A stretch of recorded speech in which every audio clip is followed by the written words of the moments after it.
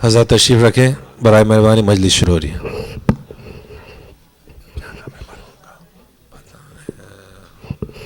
اور گزارش ہے کہ جتنا قریب ممبر کے آ سکے پلیز ممبر کے قریب آ جائیں۔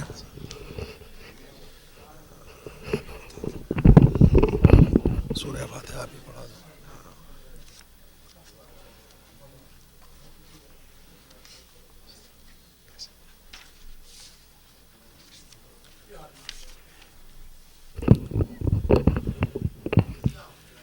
مومنین کرام، ایک سورہ فاتحہ سے مرحوم کی روح کو شاد فرمائیں۔ بسم اللہ۔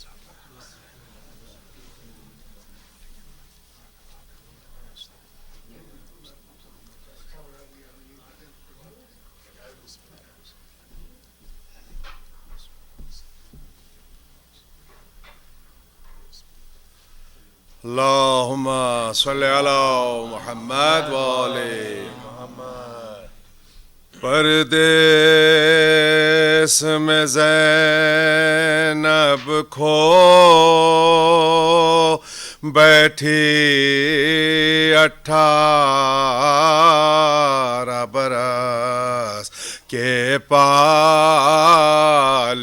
کو روتے ہیں کھڑے سب آل نبی، روتے ہیں کھڑے سب آل نبی، 18 برس کے پالے کو پر ارمان نہ نکلا بانوں کا، ہے لاش پہ بانوں کا، پائے گی کہاں یہ کوک جلی، پائے گی کہاں یہ کوک جلی، 18 برس کے پالے کو، دل تھام کے اکبر کی مادر کہتی ہے یہ سرور سے رو کر کھوا، اے کہاں اے بن علی روا، اے کہاں اے بن علی، 18 برس کے اور نازوں سے مرادوں سے پالا، شادی کا زمانہ جب آیا، میدان میں کھو کر بیٹھ گئے، میدان میں کھو کر بیٹھ گئے، 18 برس کے او قسمت کا کروں میں کس سے گلا، خدمات کا عوض کچھ بھی نہ ملا، صحرا بنا زینب سکی شہرا، نب باندھ سکی، 18 برس کے اور شوکت یہ قیامت کا غم ہے، شوکت یہ غضب کا ماتم ہے، بالے پکھڑے روتے ہیں نبی، بالی پکھڑے روتے ہیں نبی، 18 برس کے پالے کو پردیس میں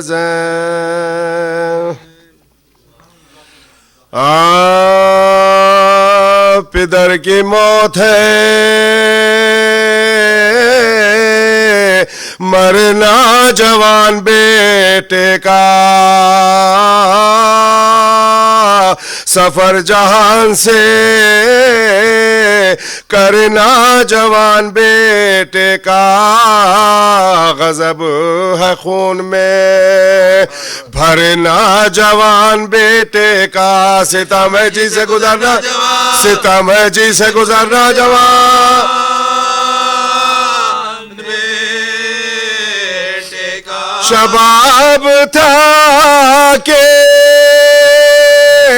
شہ مشرقین سے چھوٹے، محبو پیٹو کے اکبر سے، محبو پیٹو کے اکبر سے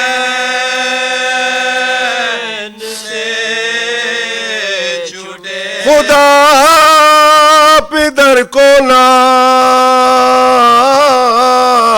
دکھلائے مرگ راحت جان، کلیجہ زخمی ہو جب دل کو پھر قرار کہاں، ادھر تو سینہ اکبر سے گزری نو کے سینہ، لہو ادھر ہوا چشمے، لہو ادھر ہوا چشمے،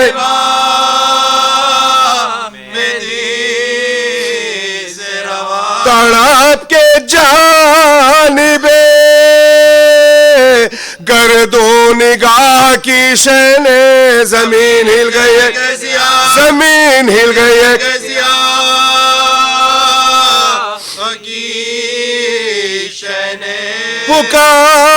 پکارتے ہوئے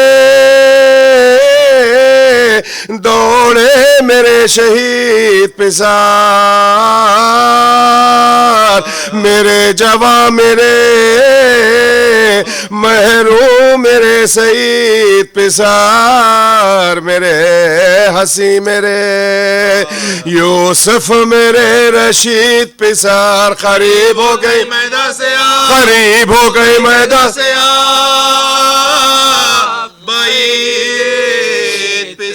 پدر پاج نئی واردات ہے بیٹا، خبر نہیں مجھے دن، خبر نہیں مجھے دن، خبر نہیں مجھے دن،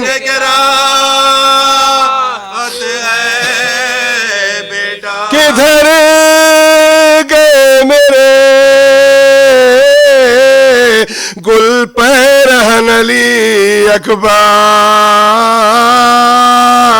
میرے خلیق میرے کم سخن علی اکبر، جوان مارک غریب الوطن علی اکبر، اجاڑ کر گئے میرا چمن، اجاڑ کر گئے میرا، اجاڑ کر گئے میرا چمن علی اکبر، بلا کے گھر سے یہاں عاشقیاں نے لوٹ لیا، دعائی ہے کہ مجھے کربلا، دعائی ہے کہ مجھے کربلا نے لوٹ لیا، پکارتے تھے کہ اے شیر پھر پکار مجھے، نہیں بتانے کے لاشا یہ نہ بکار، مجھے تیرے فراق میں ہے زیست ناگوار مجھے صدا سنا دے میں صدقے صدا سنا دے پھر صدقے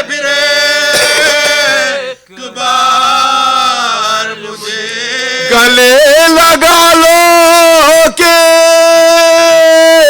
سینہ ہمارا جلتا ہے کلیجہ منہ سے کوئی کلیجہ منہ سے کوئی نکالتا ہے پکاری دیوڑی سے بانو پسر ملا کہ نہیں بتاؤ مرہم زخم جگر ملا کہ نہیں ستم کے ابر میں میرا خمر ملا کہ نہیں علی کے لال علی کے لال والی ملا کہ نہیں شتاب میرے منتوں کے پالے کو تمہیں سے لوں گی میں اپنے تمہیں سے لوں گی میں اپنے مراد والے کو یہ ذکر تھا کہ صدائی دور سے ناگاہ جناب قبلہ کعبہ باہیے للہ حضور حال سے بیٹے کے کیا نہیں آگا زبان ہٹ گئی ہے زبان ہٹ گئی ہے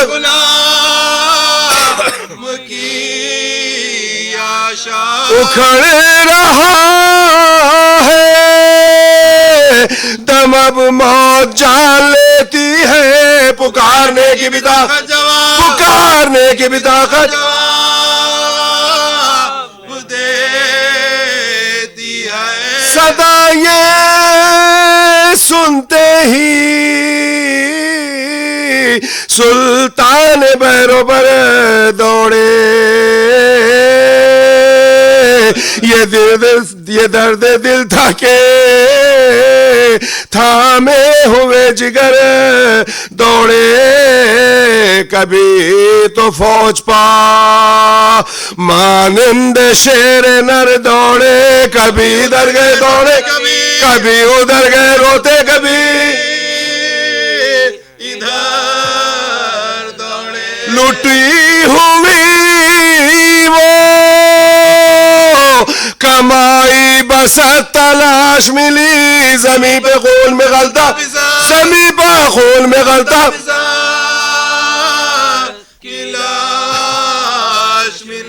عجیب حالت فرزند نوجوان دیکھی آتش سے ہونٹوں پر نکلی ہوئی زبان دیکھی خمر سے چہرے پہ زردی لبوں پہ جا دیکھی کلیجہ پھٹ گیا سینے پہ کلیجہ پھٹ گیا سینے پہ کلیجہ پھٹ گیا سینے پہ جا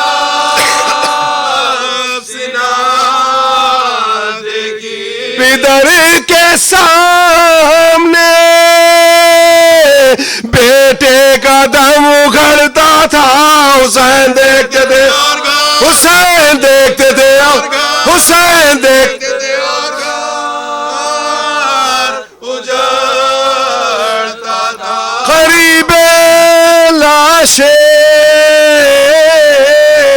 پسر بیٹھ کر یہ فرمائے زمین گرم سے بیٹا اٹھو کہ ہم آئے صدا یہ سنتے ہی اکبر نے ہاتھ پھیلائے لپٹ کے لاش سے شہلپ لپٹ کے لاش سے شہلپ گلے لگا لو मोहम्मद का मैं ज़बां दिखा के कहा या ज़बां दिखा के कहा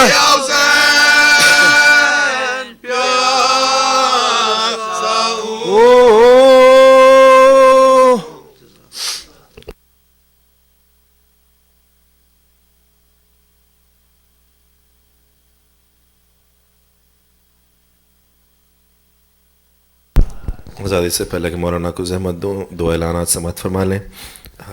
कल तो इंशाल्लाह ठीक 12 बजे नमाज जुमा होगी और इंशाल्लाह सैटरडे को जो एक मखसूस प्रोग्राम रखा गया है आयतुल्लाह शेख निमर की चहलुम के सिलसिले में मासूम इमाम बारगाह में, इंशाल्लाह ठीक 7:30 बजे प्रोग्राम शुरू हो जाएगा। आप तमाम से गुजारिश है कि वक्त की पाबंदी के साथ ज़रूर तशरीफ़ लाएँ। अब मैं अदबन गुजारिश करता हूँ मौलाना से कि आएँ और मजलिस से ख़िताब करें, एक बेहतरीन सलवात से खैर मक़दम कीजिए।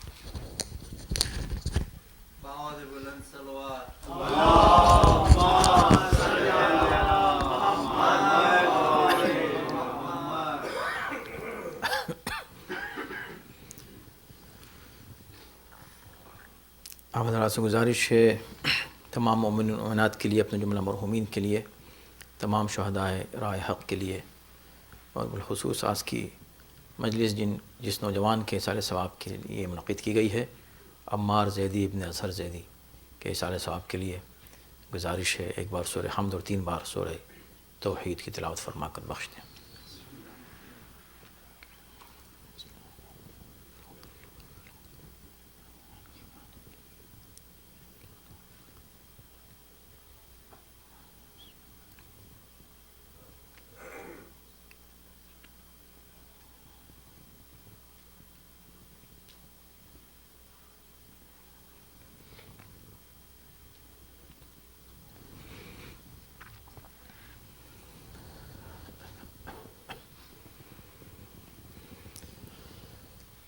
اعوذ باللہ السمیع العلیم من الشیطان اللعین الرجیم، بسم اللہ الرحمن الرحیم،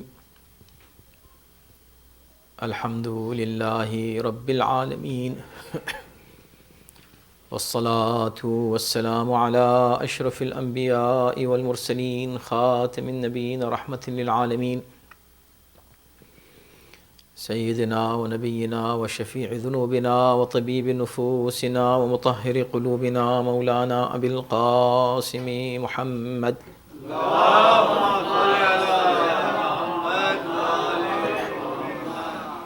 و آلہ الطیبین الطاہرین المعصومین المظلومین ولعنۃ اللہ علی اعدائہم اجمعین من الآن الى یوم الدین، اما بعد فقد قال الله سبحانه تبارك وتعالى في كتابه الكريم وهو أصدق القائلين وقوله الحق، بسم الله الرحمن الرحيم، ألم أحد إليكم يا بني آدم ألا تعبدوا الشيطان إنه لكم عدو مبين وأن اعبدوني هذا صراط مستقيم۔ صلوات۔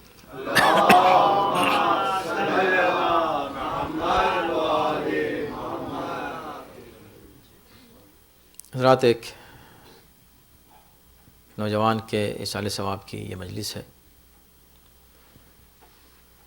اور اس نوجوان کو ہم نے اس وقت سے دیکھا جب وہ اپنے والد کے ساتھ اور اپنے بھائی کے ساتھ مجلس میں مسلسل شروع سے آخر تک بیٹھا کرتے تھے، اور بہت ہی نیک نوجوان، اور ان کے والد بھی بہت ہی مومن، بہت نیک، اور بہت ہی مخلص عزادار امام حسین علیہ السلام، اور بڑے خدمتگار اپنی قوم کے، اظہر زیدی صاحب بہت ہی مخلص اور نیک، اور ماشاءاللہ علمی معلومات بھی ان کی کافی بہتر ہے، اسی وجہ سے وہ انجوائے بھی کرتے ہیں مجالس کو بھی، اور بچوں کو لے کے شروع سے بیٹھا کرتے تھے اپنے ساتھ۔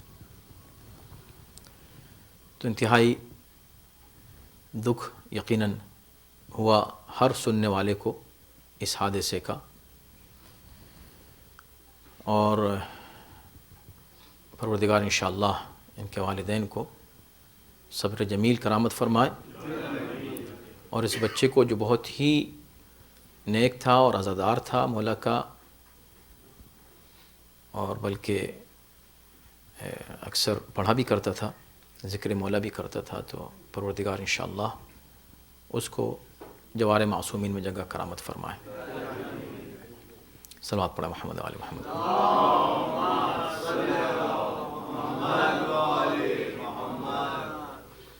اور یہ بھی اچھی بات ہے اور قابل تعریف ہے کہ ان کے یہاں جو بھی کزن ہیں اور ان کے دوست ہیں، یہ ان لوگوں نے یہ مجلس منعقد کی ہے۔ یاد رکھنا چاہیے اپنے مرنے والے دوستوں کو، ان کو بھی ہم اسی عمر سے دیکھتے رہے ہیں، کافی عرصے سے جب جاتے تھے ہم ڈیلس، تو مجالس ہی سے اندازہ ہو جاتا ہے، یہ فرش عزا ہے کہ یہ بچے کس رخ پر جا رہے ہیں اور بڑے ہو کر کہاں اور کس انداز سے اپنی زندگی گزار سکتے ہیں۔ اور میں کئی بار کہہ چکا ہوں کہ فرش عزا بہت بڑی برکت ہے، بچوں کو اس پر بیٹھنا چاہیے، اور پیرنٹس کو چاہیے کہ اپنے بچوں کو اس فرش سے شروع ہی سے اٹیچ رکھیں، تاکہ وہ کبھی کسی اور رخ پر نہ جا سکیں۔ صلوات بھیجیں محمد آل محمد۔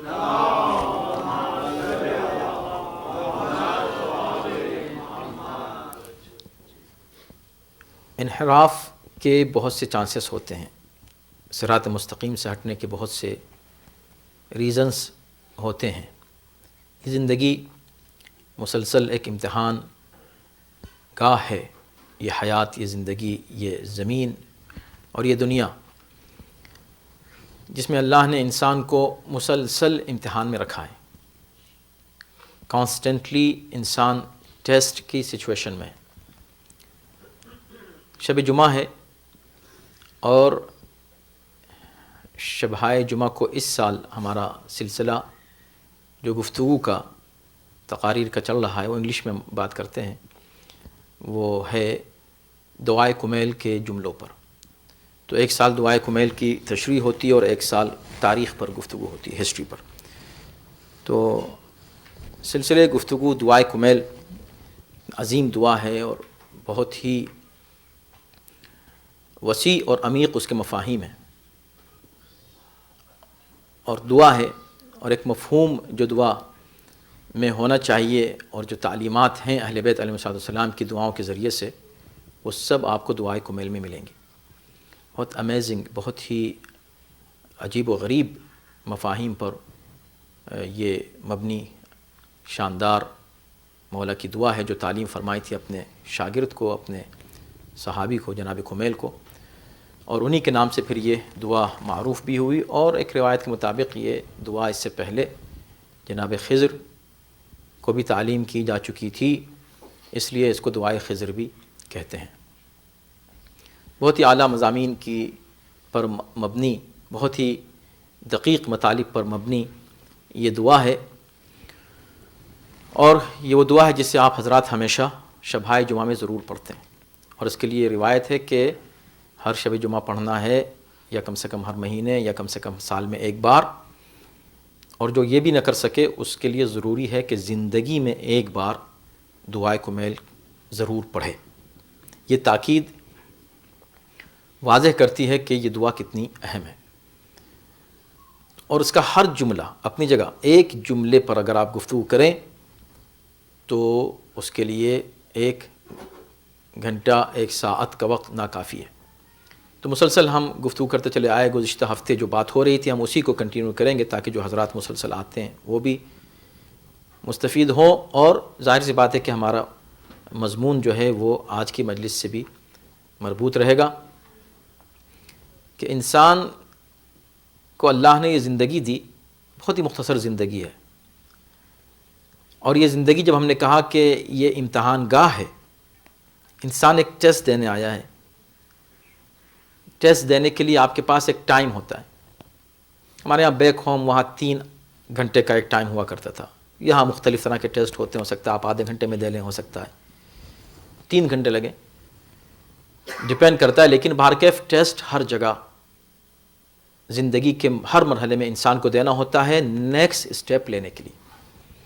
جب اس کو ترقی کرنی ہوتی ہے تو ضروری ہے کہ پچھلا جو مرحلہ تھا، پریویس اسٹیج جو تھا، اس سے گزر گئے ہیں کہ نہیں، اس کو ثابت کرنے کے لیے انہیں ایک ٹیسٹ دینا پڑتا ہے.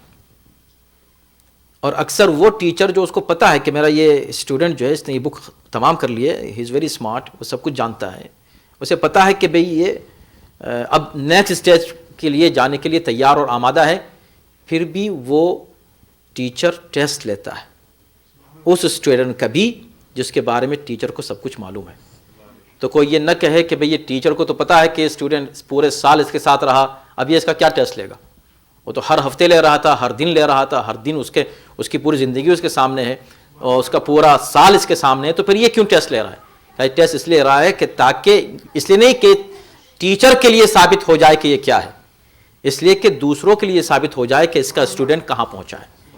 اسی طرح اللہ جب مومن کا ٹیسٹ لیتا ہے اس لیے نہیں لیتا کہ خدا کو پتہ چل جائے کہ مومن کہاں ہے، بلکہ اس لیے کہ تاکہ دوسروں کو پتہ چل جائے کہ اب اللہ اس مومن کو جو ترقی دینے والا ہے اس کا ریزن کیا ہے. اس کا ریزن یہ ہے کہ اس نے پہلا اسٹیج پاس کر لیا ہے. اب یہ ٹیسٹ ذرا سخت ہوتے ہیں، مشکل ہوتے ہیں، اور ہر طرح کے ٹیسٹ اللہ لیتا ہے ایک مومن کے. اور یہ ٹیسٹ جو ہوتے ہیں وہ کبھی اللہ نعمتیں دے کے لیتا ہے اور کبھی نعمتیں لے کر لیتا ہے. دونوں طرح ٹیسٹ ہوتے ہیں.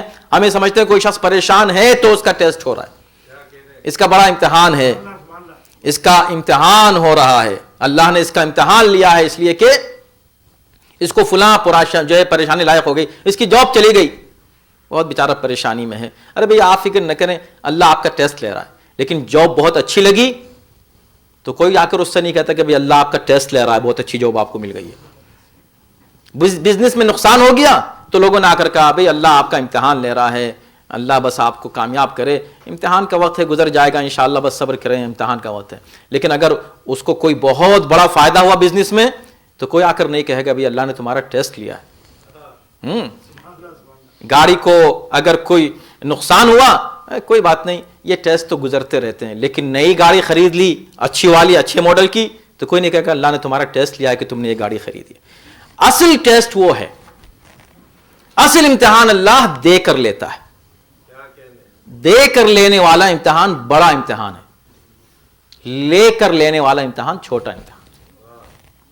اللہ عطا کر کے جب دیتا ہے نا، یہ امتحان انتہائی سخت ہوتے ہیں.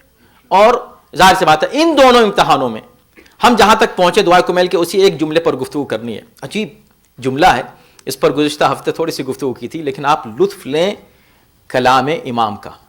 امام الکلام، کلام الامام، امام الکلام. یعنی اگر امام الکلام نہیں ہے، اگر یہ کلام امام الکلام نہیں ہے تو پھر کلام الامام بھی نہیں ہے. ہم نے اس کو پلٹ دیا، اسی بات کو پلٹ دیا جو آپ نے سنا ہے مسلسل کہ کلام الامام، امام کا کلام ہر کلام کا امام ہوتا ہے. تو اس کو یوں پلٹ دیں کہ اگر وہ کلام آپ دیکھیں، کوئی بھی کلام، اگر وہ کلام امام الکلام نظر نہ آئے تو پھر وہ کلام الامام نہیں ہے. صلوات بھیجیں محمد وعلی محمد.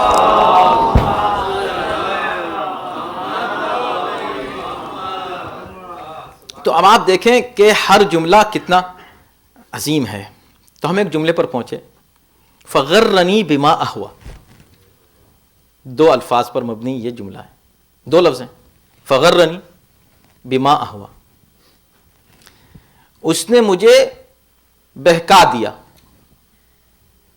اس نے مجھے ڈیسیو کیا. بما اہوا کیسے کر دیا؟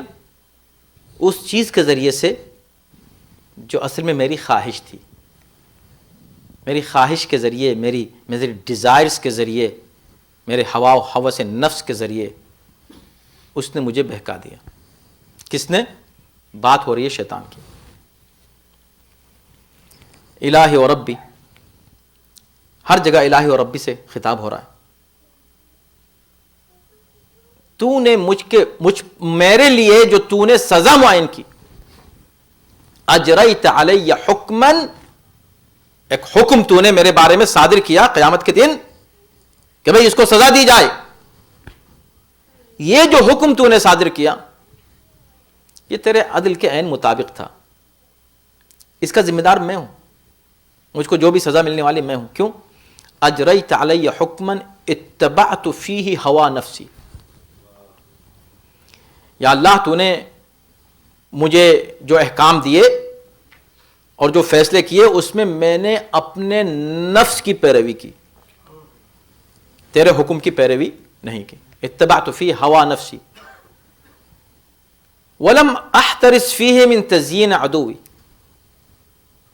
اور میرے دشمن نے جو مجھے اٹریکشنز پیش کیے، میرے سامنے جو تزیین، چیزوں کو زینت دے کر خوبصورت بنا کے پیش کیا، بالکل معمولی، بالکل غیر اہم چیزوں کو اس نے اتنا اہم بنا کے میرے سامنے پیش کیا. یہ تزیین عدوی، میرے دشمن کی جو تزیین تھی، لم احترس فیہ من تزیین، میں اپنے دشمن کی اس زینت سے اپنے آپ کو بچا نہ سکا. لم احترس، احتراس یعنی حفاظت، اسی سے حارس یعنی گارڈ یا محافظ، یعنی میں اپنے نفس کی حفاظت نہیں کر سکا اپنے دشمن کی اس اٹریکشن سے. ڈیلوژنس جو وہ پیش کر رہا تھا، ایلوژنس جو وہ دے رہا تھا، اس سے میں اپنے آپ کو محفوظ نہیں رکھ سکا. کون؟ عدوی، میرا دشمن. کون ہے اس کا دشمن؟ کس کی طرف اشارہ ہے؟ آپ حضرات پڑھتے ہیں قرآن مجید میں مسلسل، الم احد الیکم، سورہ یاسین کی آیت ہے، آیت نمبر 60. الم احد الیکم یا بنی آدم، اے بنی آدم کیا میں نے تم سے یہ عہد نہیں لیا تھا، ان لا تعبد الشیطان، کہ تم شیطان کی عبادت نہیں کرو گے. انہ لکم عدو مبین، وہ تمہارا کھلا ہوا دشمن ہے. دیکھیں قرآن بھی کمال ہے، کھلا ہوا دشمن ہے. شیطان کو خدا بتا رہا ہے کھلا ہوا دشمن ہے، حالانکہ سب سے چھپا ہوا وہی ہے. سوچنے کی بات. مبین، مبین بین، بیان شدہ، بالکل کلیئر، واضح، اس میں کوئی شک و شبہ نہیں، ایمبیگویٹی نہیں، کنفیوژن نہیں، کھلا ہوا دشمن ہے. یا اللہ ہے کہاں وہ دیکھو تو صحیح. دکھا نہیں دے رہا ہے، نظر نہیں آ رہا ہے، انویزیبل ہے، مگر اٹس ویری کلیئر، کلیئر دشمن ہے تمہارا. کیا کمال کی بات ہے. تو یا اللہ وہ کلیئر کیسے ہے دشمن؟ کہ نہیں، کلیئر دشمن ہونا اور ہے، ویزیبل ہونا اور ہے. ویزیبل نہیں ہے مگر کلیئر ہے، تو ویزیبل نہیں ہو کر کلیئر کیسے؟ کہ دیکھو جو چیز ویزیبل نہ ہو اور ہو وہ علامتوں سے پہچانی جاتی ہے. اسے علامتوں سے پہچانو. جو چیز تم کو نظر نہیں آئے، یہاں ہوا ہے کہ نہیں؟ کہاں ہے ہوا؟ دکھاؤ، ہوا ہے کہیں؟ اب یہ اور بات ہے کہ ہم جو دلیلیں یہاں دے رہے ہیں وہ دلیلیں کہیں اور بھی دیتے ہیں. مشکل یہ ہے کہ جو لوگ شیطان کے وجود کو مانتے ہیں وہ نمائندہ رحمان کے وجود کو ماننے کو تیار نہیں ہے. اس کے لیے کہتے ہیں دکھاؤ کہاں ہے. شیطان کے لیے پتا ہے موجود ہے، اور وہی لوگ جو شیطان کے وجود کے قائل ہیں وہاں اس وجود کے قائل ہیں. وہ کیسے زندہ ہیں، وہ کیسے موجود ہے اور نظر نہیں آتے، یہ کیسے موجود ہے اور نظر نہیں آتا.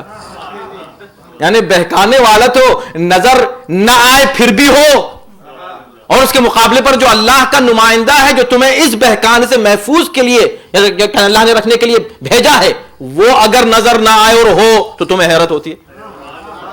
یہ عجیب بات ہے، توجہ ہے نا. تو لکم عدو مبین، اور یہی جملہ یہاں اس دعا میں کہا جا رہا ہے، یا اللہ میرا دشمن. تو میرا دشمن، تو دشمن کھلا ہوا کس طرح ہے بھائی؟ کا علامتوں سے. تو میں نے کیا کہا کہ ہوا ہے کہاں؟ کہاں ہے وہ دکھاؤ. اچھا جو 6 سینسز ہیں اس میں سے کسی سینس سے دکھا دو یہ ہوا. چھو کے دکھا دو، کہیں ہے نظر آ رہی ہے؟ دیکھو آنکھ سے، کان سے سن رہی ہے، کچھ آواز آ رہی ہوا کی؟ چک کے دکھا دو. تو کس سینس سے تم کہہ رہو کہ ہوا ہے؟ کا ایک اور سینس ہے، اسے عقل کہتے ہیں. اصل سینس تو وہی ہے، وہی عقل ہر سینس کو کنٹرول کرتی ہے. عقل یہ کہہ رہی ہے کہ ہوا ہے. کیوں؟ اس لیے کہ اس کی دلیل ہے، اس کا ثبوت یہ ہے کہ یہ ہوا جو ہے اس کے کچھ اثرات ہیں، اس کی تاثیر ہے. ہوا کے کچھ ایفیکٹس ہیں، وہ ایفیکٹس ہم کو نظر آ رہے ہیں. وہ کیا ہے؟ ہم خود ہیں. ہم یہاں بیٹھے ہیں، بول رہے ہیں، یہ اس بات کی دلیل ہے کہ یہاں ہوا ہے. ہوا نہ ہوتی تو ہم بول ہی نہ پاتے.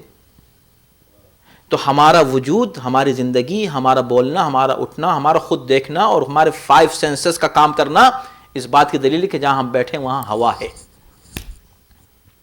تو ہوا کے ایفیکٹ سے ہم نے پہچانا کہ ہوا ہے. اب اس کا وجود اتنا کلیئر ہے کہ اس کو ثابت کرنے کی کسی عقل مند کو ضرورت نہیں ہے. کوئی بھی عقل مند انسان آ کے بحث نہیں کرے گا ہوا ہے کہ نہیں ہے. یہ تو ہم نے کہہ دیا، یہ تو ہم کوئی اور بات ثابت کرنا چاہ رہے ہیں اس لیے اتنی بھی بات کہہ دی، ورنہ اس کی ضرورت ہی نہیں ہے کہنے کی ہوا ہے کہ نہیں ہے. یہ تو سوال ہی بیوقوفی کا ہے. بالکل ہوا ہے، اس لیے کہ ہم زندہ ہیں. تو ہوا کے جو ایفیکٹس ہیں چونکہ وہ نظر آ رہے ہیں اور اتنے کلیئر ہیں ایفیکٹس، تو چونکہ ایفیکٹس بہت ہی کلیئر ہیں اس لیے معلوم ہو رہا ہے کہ کاز موجود ہے. تو کاز کلیئر ہوا کس بات سے؟ ایفیکٹ سے کلیئر ہونے سے.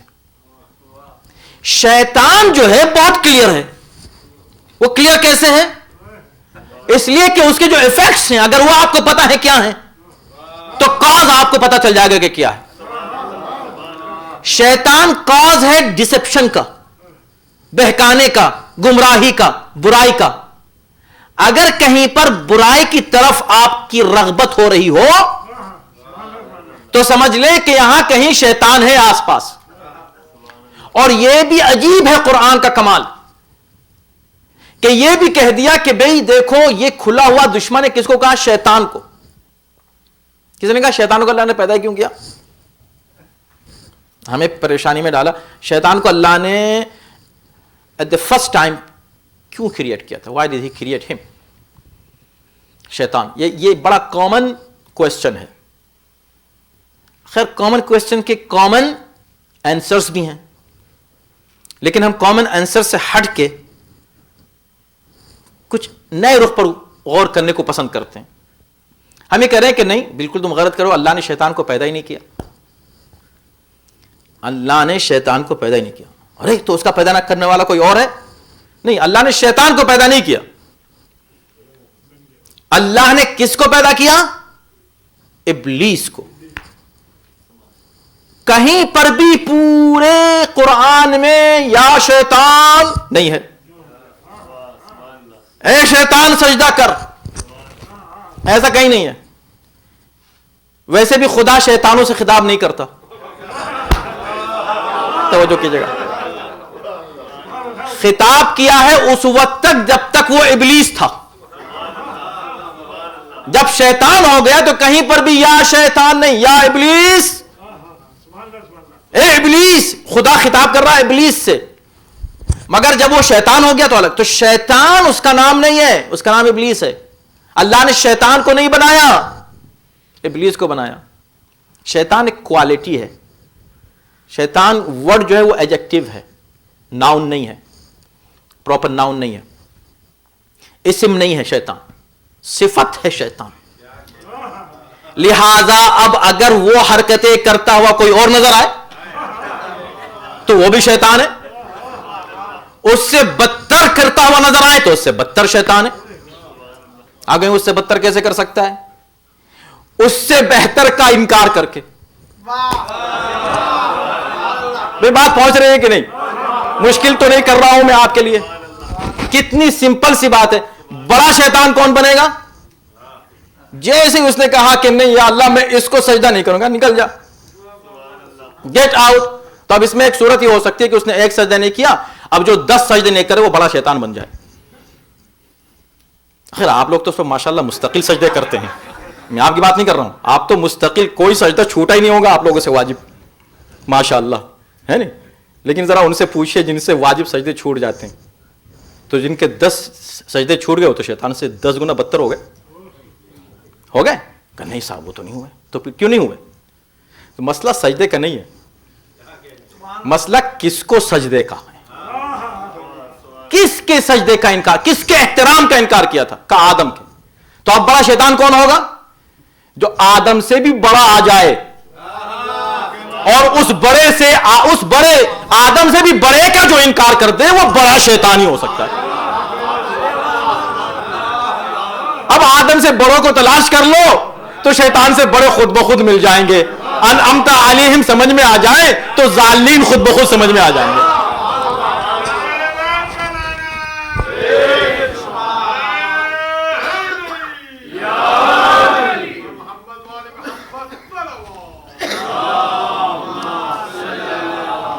تو شیطان جو ہے, اللہ نے شیطان کو نہیں پیدا, شیطان بنا وہ بعد میں, جس کا مطلب کیا ہوا کہ شیطان, اور اسی لیے قرآن نے ابلیس کو جمع کے صیغے میں کہیں استعمال نہیں کیا. ابالیس یا ابالس اس طرح کے الفاظ دوسری جگہوں پر ملتے ہیں, لیکن قرآن نے ابلیس کو جسٹ سنگولر, کیونکہ وہ نام ہے, پروناؤن ناؤن پراپر جو ہے نا وہ جسٹ سنگولر ہی یوز ہو سکتا ہے. لیکن شیطان کو پلورل میں یوز کیا, شیاطین, اور شیاطین بھی یوز کر کے اس نے یہ بھی کہہ دیا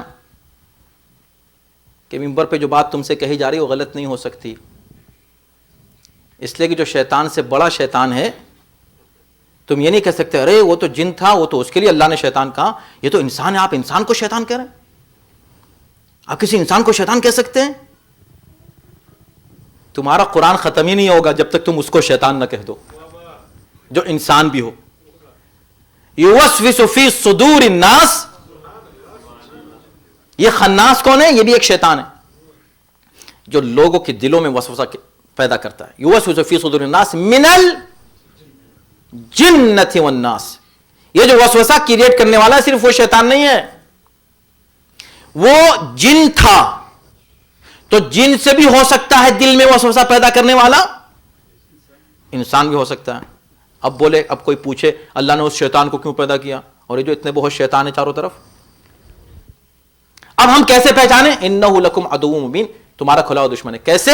یوسوس فی صدور الناس, لوگوں کے دلوں میں آ کے وسوسہ ڈالتا ہے. وسوسہ کس چیز کا؟ یعنی شکوک و شبہات پیدا کرتا ہے, اس کو ایسے راستے کی طرف لگاتا ہے جو اللہ کی اطاعت کا راستہ نہیں ہے بلکہ مخالفت کا راستہ ہے. اس کا مطلب یہ کہ اب آپ کے لیے پہچاننا, ہمارے لیے پہچاننا کسی شیطان کو, چاہے وہ انسی شیطان ہو یا جنی شیطان ہو, بہت آسان ہو گیا. اگر کوئی ہمارے دماغ میں یہ وسوسہ ڈال رہا ہے کہ بھئی یہ گناہ کرو, چھوڑو, سو جاؤ, فجر کی نماز کا وقت ہو گیا تو کیا ہوا, اب کل نہیں پڑھی تو آج بھی نہیں پڑھتے, چلو 3 دن نہیں پڑھے تو ہم آج بھی نہیں پڑھیں گے. یہ وسوسے کون ڈال رہا ہے؟ پہچان لو. کیوں؟ اس لیے کہ وہ کاز ہے اور ایفیکٹ تمہارے سامنے آ رہا ہے. اس کا ایفیکٹ یہ ہے کہ وہ تم کو اس راستے سے ہٹا رہا ہے جو اللہ کی اطاعت کا راستہ ہے. بس پہچان لو کہ شیطان, کیا مشکل ہے پہچاننا؟ تو پہچان لو کس بات سے کہ وہ تمہیں کیا آرڈرز دے رہا ہے, تمہیں کہاں لے جا رہا ہے. اسی طرح تمہارا کوئی دوست, جی ہو سکتا ہے دوست ہو کہ چلو آج وہاں چلتے ہیں, ارے وہاں تو جانا گناہ ہے, ارے کوئی بات نہیں, کیا ہوا, کون دیکھ رہا ہے, ہم ہوں گے تم ہوگے, ابے اللہ دیکھ رہا ہے, اللہ ارحم الراحمین ہے. وہ اللہ کی رحمت یہاں یاد آتی ہے ان کو, اللہ ارحم الراحمین ہے. اچھا انہی کو جب مصیبت پڑتی ہے کوئی تو اللہ سے شکایت کرتے ہیں, یا اللہ کہاں ہے تو, یہی لوگ. اچھا تو اس وقت بھی تو کہو کہ یا اللہ تیرا شکر ہے کہ تو نے مجھ کو یہ مصیبت دی, تو بڑا ارحم الراحمین ہے. اس وقت ارحم الراحمین یاد نہیں آتا, گناہ کر لو ارحم الراحمین. تو اب جیسے ہی اس نے تم کو یہ بتایا, سمجھ لو, بی کیئرفل, یہ تمہارا دوست نہیں ہے. انہ لکم عدو, تمہارا دوست نہیں ہے, دوست بن کر آیا ہے, تمہارا دشمن ہے. یہ شیطان انسی ہو سکتا ہے. بہت طولانی گفتگو نہیں کرنی ہے, لیکن دعائے کمیل کا لطف لیں آپ. تو کہا کہ میں نے, جو میرا دشمن ہے عدوی, وہ ایسے اٹریکشنز پیدا کرتا ہے, ایسے الوژنس کریٹ کرتا ہے کہ مجھے لگتا ہے کہ یا دس ویری اٹریکٹیو, حرام ہے, اس کو کھانا ہے, اس کھانے میں دور سے اس کو خوشبو آئے گی، دور سے ہے نہیں اس میں خوشبو، مگر اس میں اٹریکشن وہ ایسی کریٹ کرے گا، کیا بات ہے، ہاں بھائی وہ والا منگا، ارے وہ تو حرام ہے، ارے چلے گا ایک آدھ بار ہفتے میں کوئی مسئلہ نہیں، سمجھے، مہینے میں ایک بار میں کوئی حرج نہیں ہے، اللہ رحمان ہے معاف کر دے، کھاؤ، یہ مزے کا کہاں ملے گا، بس یہ جو مزہ اس نے مزہ کے لیے، حالانکہ مزے کا نہیں ہے۔ آپ یہ دیکھیں لوگ ہم سے کہتے ہیں جتنے مزے کی چیزیں ہیں اللہ نے حرام کر دی، ایمانداری سے بتائیں، چلو فہرست بتاؤ مزے کی چیزوں کی، بتاؤ فہرست لکھو، چلو 1 2 3 4 10 20، وہ کون سی مزے کی چیز جن کو آپ مزے کا کہہ رہے ہیں؟ آپ ان کو مزے کا کہہ ہی اس لیے رہے ہیں کہ وہ حرام ہے۔ آپ کو پتا ہے ہر مزے کی چیز کو اللہ نے حرام، ارے یہ تم اس کو مزہ کس کو کہتے ہیں؟ ہر ایک کا مزہ الگ ہے، ایک ہی چیز کو آپ یہاں لا کے رکھ دیجئے، اس کے لیے مزیدار ہے، اس کے لیے نہیں ہے، اس کے لیے میڈیم ہے، اس کے لیے بہت ہی مزے کی ہے، اس کے لیے بالکل مزے کی نہیں ہے، سب کے ٹیسٹ الگ ہیں کہ نہیں؟ تو کیسے کہہ رہا ہو کہ اللہ نے ہر مزیدار چیز کو حرام کر دیا ہے؟ اس طرف ذہن گیا کیسے تمہارا جو حرام ہے، اس کو تم نے مزیدار سمجھا کیسے؟ مزہ پہلے ہے یا حکم الہی پہلے ہے؟ جیسے ہی خدا نے کہا حرام ہے، واقعی اگر مزیدار ہے نا تو مومن کے لیے انتہائی بد مزہ اسی وقت ہو گئی، اسی وقت بد مزہ، بہت ہی واقعی بہت ہی مزے کی شاندار بریانی آئی، عمدہ، طبیعت کر رہی ہے بریانی کھانے کی، جی کر رہا ہے، دل کر رہا ہے، اور بہت عرصے کے بعد ملی ہے، لیکن پتا چلا کہ صاحب یہ تو حرام گوشت اس میں ملا ہوا ہے، وہ سارا مزہ جاتا رہا۔ اب کوئی اس کو کہے گا ارے اتنی مزے کی تھی میں تو کھاتا، مگر کیا کریں اب اس میں، نہیں وہ مزے کی رہی نہیں۔ مزہ کس کو کہتے ہیں؟ وہ جس کی طرف آپ کا اٹریکشن ہو وہ مزہ بن جاتا ہے، آپ جس طرف مائل ہو وہ مزہ ہے۔ یہ کیسے ممکن ہے ایک مومن کسی حرام کو کہے مزیدار ہے تو اللہ نے حرام کر دیا؟ تو وہ چند چیزیں جنہیں اللہ نے کہا مت کرو وہ بہت لگ رہی ہیں۔ کلو مما فی الارض حلالا طیبا، اس پوری زمین میں اللہ نے ہر چیز حلال اور طیب قرار دیے۔ وہ مزے طیب عربی میں کہتے ہی مزیدار چیز کو ہیں۔ اللہ کہہ رہا ہے اتنی مزیدار چیزیں میں نے تمہارے لیے حلال کی ہیں، وہ ہم کو نہیں لگ رہی ہیں، وہ جو چند حرام کر دیے ان کے لیے ہم پریشان ہیں، ہر چیز کو حرام کر دیا۔ یہ مومن نہیں کہہ سکتا۔ تو یہ اٹریکشن کریٹ کرتا ہے کون؟ شیطان۔ اب یہاں مسئلہ آتا ہے کہ یہ شیطان، ایک تو اللہ نے کیوں اس کو پیدا کیا، چلو مسئلہ حل ہوا، چلو مان لیا کہ اللہ نے شیطان کو پیدا نہیں کیا، وہ شیطان بن گیا، لیکن پاور تو اس کو کس نے دیا؟ اللہ نے دیا نا۔ اب وہ انویزیبل ہے اور وہ ہمیں بہکا رہا ہے۔ ہمیں کیسے بہکا رہا ہے؟ یہ پاور کس کو اس نے دیا؟ اللہ نے دیا نا۔ یہ کیوں دیا؟ یہ سوال آتا ہے، بچے پوچھتے ہیں، نوجوان پوچھتے ہیں، بڑوں کو نہیں کہوں گا کہ وہ پوچھتے ہیں، وہ تو بہت جانتے ہیں ماشاءاللہ کہ کیا معاملہ ہے۔ شیطان سے لڑتے لڑتے بزرگی آ گئی ہے ان لوگوں میں۔ بچوں کی بات کر رہا ہوں، اس نے اسے کیوں پاور دے دیا؟ ہاں یہ سوال اچھا ہے، اس نے اسے کیوں پاور دے دیا؟ اب دیکھیں اس کا پاور کیا ہے۔ اس کا جواب مولا نے ان 2 لفظوں میں دیا ہے، فغرنی بما اہوا، پورا فلسفہ سمیٹ دیا ہے۔ یہ جو شیطان کا پاور ہے اس کا خود کوئی پاور نہیں ہے۔ دیکھیں جو آدمی پاورفل ہے نا، اس کے مسلس ہیں، وہ جب یہاں کھڑا ہوگا اگر وہ مثلاً 200 پاؤنڈ کا ہے تو یہاں بھی 200 پاؤنڈ کا ہی ہوگا نا، یہاں بھی 200 پاؤنڈ کا ہوگا۔ انلیس گریویٹی کم ہوتی چلی جائے تو اس کا وزن کم ہوتا چلا جائے گا۔ گریویٹی جو ہے نا ایٹریکشن ہے، کھینچتی ہے اپنی طرف، اس سے وزن کریٹ ہوتا ہے، اس سے پاور اس کا ہو رہا ہے، اس سے وزن ہو رہا ہے اس کا۔ اب شیطان کا جو بھی وزن ہے اس کی گریویٹی کیا ہے؟ بما اہوا، میری ہوا و ہوا سے نفس، میری خواہشات، میری ڈیزائرز، وہ میری ڈیزائرز کے ذریعے مجھے بہکا رہا ہے۔ اس نے ادھر دیکھا اس کو، اب اس کو جو بہکایا، کہا کہ اس کو ہم حرام گوشت سے بہکائیں گے، اس کو بہت اٹریکشن، اس کو بہت پسند ہے یہ والا گوشت، تو اس کو اس سے بہکاؤ، اس کو یہ چیز پسند ہے، اس کو حد یہ ہے کہ وہ نیک چیزوں سے بہکاتا ہے۔ ایسا بھی وہ آ کے بہکاتا ہے کہ وہ آدمی نماز پڑھ رہا ہے، نماز میں بہکا دیا، نماز کے ذریعے اس سے بہک بھائی ایک اور نماز پڑھو. اب یہ ایک اور نماز پڑھنا کوئی بری بات ہے؟ جی. یہ تمہیں کون آرڈر دے رہا ہے؟ شیطان. کیوں پڑھو ایک اور؟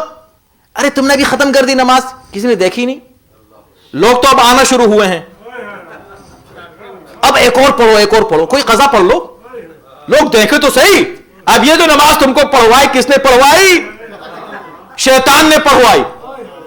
ابھی شیطان کے پاس پاور کیسے آیا؟ تمہاری اس خواہش کی وجہ سے آیا کہ تم کو لوگ دیکھیں. تو پاور شیطان کو ہم دیتے ہیں، اور وہ بھی دیکھتا ہے کہ اس کو کس چیز سے بہکانا ہے، اس کو کس چیز سے بہکانا ہے، اس کو کس چیز سے بہکانا ہے. کچھ لوگ ایسے ہوتے ہیں ان کے پاس ایسی کوئی چیز ہے ہی نہیں جس کے ذریعے سے بہکائے، وہاں وہ بالکل کمزور ہو جاتا ہے، اس کو وہاں گریویٹی ملتی ہی نہیں تو وہ اپنے اسپیس میں چلا جاتا ہے، اڑتا پھرتا ہے بے وزن ہو کر، کوئی ویلیو اس کے اندر نہیں رہ جاتی. پاور شیطان کا ہم ہے، ہمارے سامنے اس کا پاور کچھ اور ہے، آپ کے سامنے آئے گا کچھ اور ہے، ان کے سامنے جائے گا کچھ اور ہے. ہر ایک کے پاس جا کے اس کا پاور چینج کیوں ہو رہا ہے؟ پاور تو ایک ہی ہے نا، اگر اللہ نے پاور دیا ہے تو چینج ہو رہا ہے اس بات سے کہ کس کے پاس کتنا اٹریکشن ہے اور کتنا وہ شیطان کو اپنے قریب لا رہا ہے. فغرنی بما اہوا، بس یہ جملہ یاد رکھیے. اور جب آئیے دعا کو میل کے اس لفظ پر تو غور کر لیجئے کہ شیطان نے مجھے بہکایا بما اہوا، اس کو راستہ بہکانے کے میں نے دیا اپنی خواہشات کے ذریعے سے. میری خواہشات ہی ایسی تھیں کہ ان کو یوز وہ کرتا چلا گیا اور مجھے بہکاتا چلا گیا. اسی وجہ سے بڑا جہاد، سب سے بڑا جہاد کیا ہے؟ نفس کو کنٹرول کرنا، اس سے جنگ کرنا. جو انسان اپنے نفس پر قابو پالے، اس کے بعد جب وہ جہاد کرتا ہے، بے نفس ہو کر جہاد کرتا ہے، تو وہ جہاد اعلی جہاد. یہ جہاد نہیں ہے یہ لوگ جو آج کل یہ جو آئسس والا جہاد. ابھی جو کچھ حضرات یہاں شاید تشریف فرما ہے، ان میں سے جو ابھی چرچ میں جو پروگرام ہوا تھا، آپ ان کو دیکھیں کہ کتنا خوش تھے وہ لوگ ان جوابات کو سن کے جو ان کے ذہن میں سوالات تھے. ان میں سے جہاد کا بھی سوال تھا، اور وہ تمام ہو چکا ہے. میں انشاءاللہ کسی اور موقع پہ عرض کروں گا. جہاد اصل میں اپنے نفس سے جہاد ہے. وہی آگے بڑھ کر پھر جب انسان اپنے نفس پر کنٹرول کرتا ہے تو اس میں یہ صلاحیت پیدا ہوتی ہے کہ وہ ان کے خلاف جہاد کرے فزیکل، کہ جو اصل میں شیطان کی فوج بنے ہوئے ہیں. یعنی شیطان سے جہاد کا تسلسل وہاں بھی باقی رہتا ہے. اسٹارٹ اپنے نفس سے ہوتا ہے، اس کے بعد آ کے وہ ظاہری جہاد شروع کرتا ہے. لیکن جو شخص ظاہری جہاد شروع کر رہا اپنے نفس کی تسکین کے لیے، یہ اصل میں شیطانی فساد ہے، نہ کہ جہاد جو آئسس والے کر رہے ہیں. اصل جہاد یہ ہے کہ انسان اپنے نفس کے مفاد کو بالکل بھی سامنے نہ رکھے. نفس اپنا کچھ بھی نہیں، جو کچھ ہے بس ایک گول ہے عظیم، مقصد ہے اللہ کے دین کو قائم رکھنا. وہی آپ دیکھیں جہاد اگر صحیح دیکھنا ہے تو امیر المومنین کے جہاد کو دیکھیں. امیر المومنین کے کوئی ایسا موقع ہے جب انہوں نے اپنے لیے جہاد کیا، اپنے لیے تلوار اٹھائی؟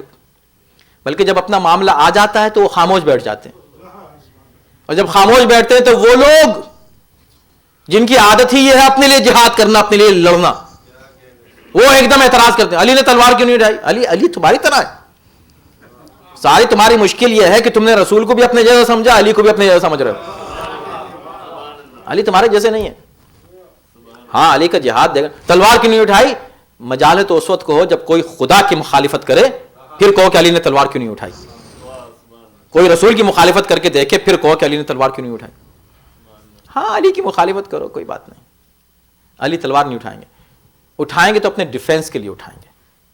یہی کربلا ہے، اور اس کے درمیان میں جتنے بھی جہاد ہوئے یہی ہیں، اور اس کے بعد جتنے جہاد ہوئے اور آج تک اس مکتب فکر کا جہاد یہی ہے کہ وہ جہاد ہوتا ہے اپنے نفس کے لیے نہیں.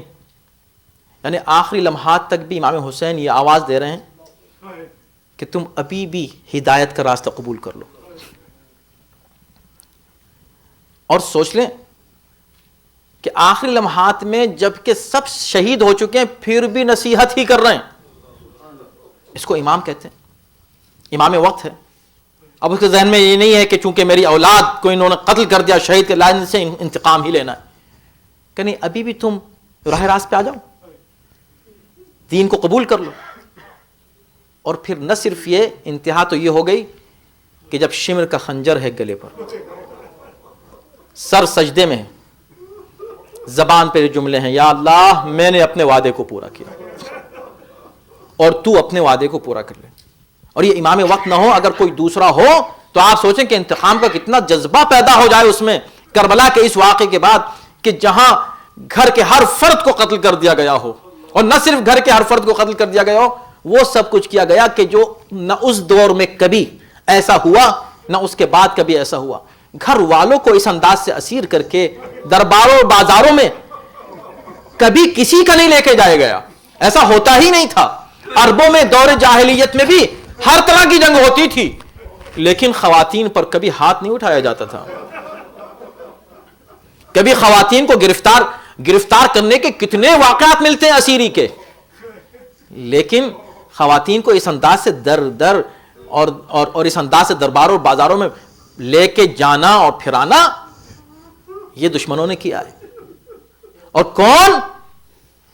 یہی تو روتی ہوئی فرماتی ہیں جناب زینب اپنے نانا کو خطاب کر کے، نانا وہ وقت یاد کریں کہ جب ہم کوفے میں جا رہے تھے اور آواز دی جا رہی تھی، ہذہ سبایا من بنات رسول اللہ، یہ رسول کی بیٹیوں کو ہم اسیر کر کے لائے ہیں، رسول کی بیٹیوں کو اسیر کر کے لائیں. مگر ان تمام حالات میں، بس میں نے جملے کو تمام کیا، ایک نوجوان کے ایصال ثواب کی مجلس ہے جو عزادار بھی تھا، مولا کا چاہنے والا تھا، اس کے باپ بھی عزادار ہیں، اس کی ماں بھی عزادار ہے. اور عزاداری ہی ہماری جان ہے، اور عزاداری ہی ہم کو محفوظ رکھ سکتی ہے ہر طرح کے جو ہے شیاطین جن و انس سے. آپ دیکھیں کردار کربلا کا کہ کبھی اپنے نفس کو شامل نہ کرنا. دین کی خدمت میں تمہاری نظر میں صرف دین ہو، امت ہو، قوم ہو، اسلام ہو اور اسلام کے ماننے والے ہو. سوچیں کتنی سخت وہ منزل تھی کہ جب جناب زینب یہ کہتی ہیں، فضہ شمر سے جا کر کہہ دو مجھے اس راستے سے مت لے کر جا. کتنا بڑا مطالبہ تھا اور کتنا اہم مطالبہ تھا، کتنا ضروری مطالبہ تھا. اور یہ واحد مطالبہ ہے جو زینب نے کیا ہے شمر سے. پانی نہیں مانگا، سکینہ مانگتی رہی، مگر کوئی تاریخ نہیں کہتی زینب نے کبھی کہا ہو میں بھی پیاسی ہوں شمر تھوڑا سا پانی مجھے دے دے. زینب اور شمر سے پانی مانگے عباس کی بہن ہو کر؟ ممکن ہی نہیں. مگر زینب نے پردہ مانگا، زینب نے چادریں مانگی. یہ ملتا ہے زینب نے مانگا ہے. مشکل کشا کی بیٹی وہ جو سب کو دیتے ہیں، وہ اگر کبھی کچھ مانگتے ہوئے نظر آئے تو چادریں مانگتے ہوئے نظر آئے اور اپنے پردے کی حفاظت کرتے ہوئے نظر آئے کہ مجھے اس راستے سے مت لے کر جا. اور شمر یہ کہتا ہے جا کر کہہ دو اپنی شہزادی سے، اپنے کو شہزادی مت سمجھنا. یہ وہ کوفہ نہیں ہے جب تمہارے باپ یہاں پر خلیفہ تھے، اب یہ وہ کوفہ ہے جب ہماری حکومت ہے. تم اس کوفے میں اب اس وقت کی شہزادی نہیں ہو، اب اس کوفے میں تم ہماری قیدی ہو. تو تم اپنے کو نہ علی کی بیٹی سمجھو نہ عباس کی بہن سمجھو، اب تم ہماری قیدی ہو. اتنا بڑا تانا سنا، بس ایک مرتبہ کہا اچھا. شمر یہ کہتا ہے فضہ رک جاؤ، آج میں شمر کو بتاؤں گی کہ میں سے علی کی بیٹی بھی ہوں، عباس کی بہن بھی ہوں. اور کہہ دیا کہ میں اس راستے سے نہیں جاؤں گی، میں اس راستے سے نہیں جاؤں گی. زینب نے کہہ دیا آپ کس کی مجال جو لے کر چلا جائے. اس نے اصرار کیا، تاجانے لے کے آگے بڑھا تو بچوں کو جمع کر کے کہا بچوں دیکھو اب میں بد دعا کرتی ہوں، تم آمین کہنا. وہ زینب جو کسی موقع پہ بد دعا کرتی نظر نہیں آتی. سخت سے سخت مرحلے گزرے، زینب نے کبھی بد دعا نہیں. حد یہ ہے کہ اپنے بھائی کے کٹتے ہوئے گلے کو دیکھا، بد دعا نہیں کی. کتنا اہم تھا پردہ زینب کے لیے کہ زینب نے ایک مرتبہ کہا بچوں میں بد دعا کرتی ہوں تم آمین کہنا. ہاتھوں کو اٹھا دیا. میں ہمیشہ اس موقع پر یہی کہتا ہوں کہ جب زینب نے ہاتھ اٹھائے ہوں گے، ہاتھ مجھے پورا یقین ہے، اس منبر سے کہہ رہا ہوں، پورا ایمان ہے کہ قدرت کی آواز آئی ہوگی زینب کچھ تو بولو. تم آج تک بولی نہیں ہو کچھ، تم نے کچھ نہیں کہا ہے، کہو تو صحیح کچھ، پھر دیکھو کیا ہوتا ہے. تمہارے زبان سے نکلیں گے نہیں جملے کہ وہ پورے ہو بھی چلے جائیں گے. ہر دعا تمہاری آج پوری ہوگی، تم جو کہو گی وہ پورا ہوگا. اور یقیناً زینب جو کہتی وہ ہوتا. آج تاریخ کچھ اور ہوتی. زینب نے ہاتھوں کو اٹھا کر ابھی بد دعا کرنا چاہتی ہے ان ظالموں کے لیے جو زینب کو بے پردہ اس مقام سے لے کر جا رہے ہیں جہاں نامحرموں کا ہجوم ہے، تو زینب کے الفاظ ابھی نکلے نہیں تھے منہ سے کہ نظر پڑی سر حسین پر. یہ ہے امام وقت. سر پر نظر پڑی تو کیا دیکھا؟ آنکھوں سے آنسو جاری ہے. زینب اپنی مصیبت بھول گئی. اللہ رے محبت حسین، اپنی مصیبت بھول گئی. وہ مصیبت جس کے لیے ہاتھوں کو بلند کیا تھا. حسین کی آنکھوں سے آنسوؤں کو دیکھ کر کہا بھیا تمہیں کون سا منظر یاد آیا ہے؟ کیا علی اکبر کا کلیجہ یاد آیا، یا قاسم کا پامال لاشا یاد آیا، یا عباس کے شانے یاد آئے، یا اصغر کا گلا یاد آیا؟ کون سا منظر ہے جو تم کو رلا رہا ہے؟ آواز آئی کٹے ہوئے سر سے، میری بہن کسی منظر نے نہیں رلایا، تیری مجبوری اور بے کسی مجھے رلا رہی ہے. اے میری بہن، میں آجائی میں جانتا ہوں کتنا سخت ہے تمہارے لیے جانا اس بازار میں، مگر دیکھو بد دعا نہ کرنا، یہ امت تباہ ہو جائے گی. اتنی قربانیاں دینے کے بعد بھی امت کی فکر ہے اس امام کو، امت تباہ ہو جائے گی. جیسے ہی یہ سنا زینب نے ہاتھوں کو گراتے ہوئے کہا فضہ ادھر آؤ، بس میرے بھائی کا حکم ہے، جاؤ شمر سے کہہ دو جدھر سے چاہے لے جائے. میں بتانا تو چاہتی تھی کہ میں علی کی بیٹی ہوں، میں ابھی بھی عباس کی بہن ہوں، مگر کیا کروں، ادھر عباس کی بہن ہوں تو میں حسین کی بہن بھی تو ہوں. حکم حسین یہی ہے. سر جھکایا، آواز آتی رہی ہادہی سمایا من برات. پروردگار ہمارے عمل صالح کو قبول فرما، اس سے بہتر انداز ذکر اہل بیت سنت سنانے کی توفیق کرامت فرما، مرحوم کے درجات کو بلند فرما، اس مجلس کا ثواب ان کو ایصال فرما. خداوندہ تجھے اہل بیت طاہرین کا واسطہ ہر آفت و بلا سے ہر مومن مومنہ کو محفوظ و معمون رکھ. ہماری نسلوں میں یہ عشق و محبت اہل بیت قائم و برقرار رہے. اہل بیت طاہرین کی اطاعت کی بھی ہم سب کو توفیق کرامت فرما. ربنا تقبل منا انک انت السمیع العلیم